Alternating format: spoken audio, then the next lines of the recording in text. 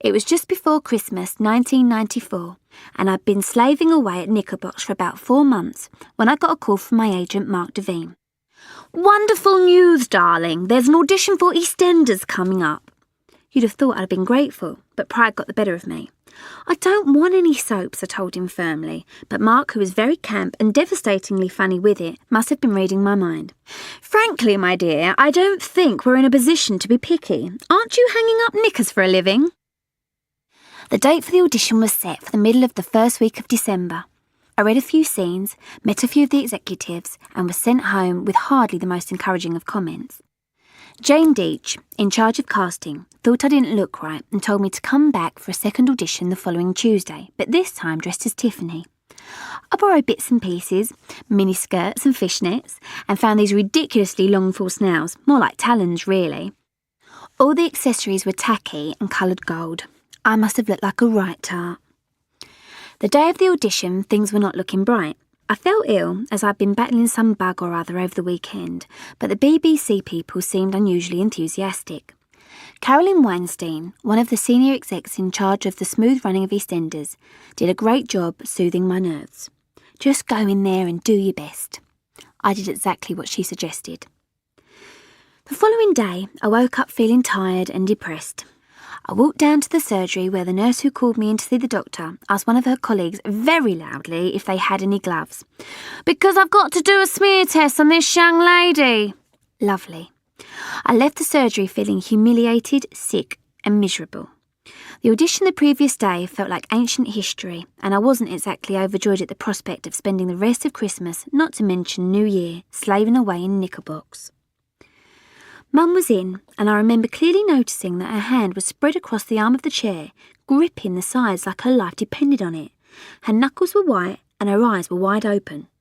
"What's the matter with you?" I said. Still gripping the chair for dear life, she told me to ring Mark. "What?" "Ring Mark Devine! Ring Mark Devine!" Seeing she was in such a state and making no sense, I agreed. "Mark," I said, "what's going on?" "I'm glad you rang," he replied. "I just wanted to let you know you didn't get that commercial, and the film audition, the one I mentioned, that's not happening either. Oh, and by the way, darling, you've got EastEnders." "What?" "You've got EastEnders! They love you!" he squealed. To say I was a nervous wreck at the start of my first day on EastEnders would be a huge understatement.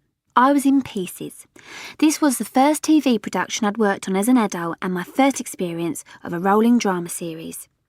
I'd worked in TV before, sure, but it's hard to impress on someone quite how frenetic EastEnders was. I didn't have a clue about how such a big show was made. Not a clue. Considering how wary the cast can be of strangers, they have suffered plenty in the press thanks to a few dodgy characters leaking stories about people being sacked or taking drugs. Howard Anthony, who played Alan Jackson, proved himself a great friend right from the start. I felt lonely and vulnerable. Dean Gaffney, who played Howard's son Robbie, came and sat next to me. We chatted for a while, which helped put me a little bit more at ease, but I was still glad when the day came to an end. Gareth came to pick me up. "How did it go, Ma?" he asked. "I hated it. I don't ever want to go back. Nobody's very friendly apart from Dean and Howard. I just don't feel I can do it. Everything's so fast. They film it all out of sequence. I don't know what I'm doing." I went to bed that night wondering whether I could really hack it. The shooting routine at EastEnders is confusing, no doubt about it, but you soon get the hang of it. Outside scenes, shot in the lot, were filmed the week before the corresponding studio scenes. You had 3 different scripts on the go at any one time. It's hardly the most glamorous of jobs. The dressing rooms were essentially subdivisions of a big porter cabin, and quite small. There was a tiny little bed-settee in each, a toilet, a small shower, a wardrobe and a big mirror, but that was about it. Mine had dingy cream walls and a royal blue carpet. The regulars all had brass plaques with London Borough of Walford stamped on them and their name. When you first join the show, you only get a sticker on your door. I knew I was there to stay when my gold plaque arrived some 6 months later. I kept that plaque when I left. Steve McFadden, who played my brother-in-law, Phil Mitchell, unscrewed it for me on my last day. "There you go, girl. You've got to keep this to remind you of everything." But I'm getting ahead of myself. The first the public ever saw of Tiffany was when I waltzed into Bianca's house where she was having a party. "Hello, Bianca," Tiff said. I've just got back from Spain. As I got used to the manic chaos, I realised people had not always mastered their scripts. They'd tuck them underneath their seat in a Vic or underneath a settee. Everyone was at it, and I soon twigged that I could do likewise. As my initial nervousness dissipated, I was sticking my nose in a little bit more, particularly in regards to the producer's plans for Tiffany, who seemed to have scored a hit with the public and the press. "This character's going to be massive," said Tony, one of the scriptwriters. "How do you think it's going?" "People seem to believe Tiffany," I said. "They seem to believe the way she is, her personality. She's proud, bubbly and feisty. She's a bit OTT sometimes, especially when she first appeared. The little pink fluffy coats and miniskirts, the fishnets and those strappy, disgusting plastic shoes, but people seem to have taken to her and accepted her." I wasn't exaggerating either. There was a real vibe about Tiffany. I could feel it. It wasn't just what the press was saying. You could feel it with the public. I started getting fan mail from men, as well as from little girls, nans, vicars and nutters. It was all kicking off.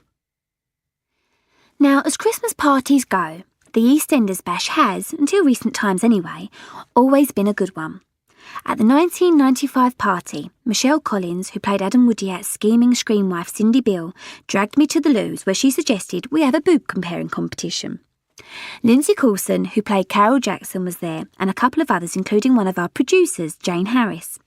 We were having a scream, talking about boobs, complaining, being complete women.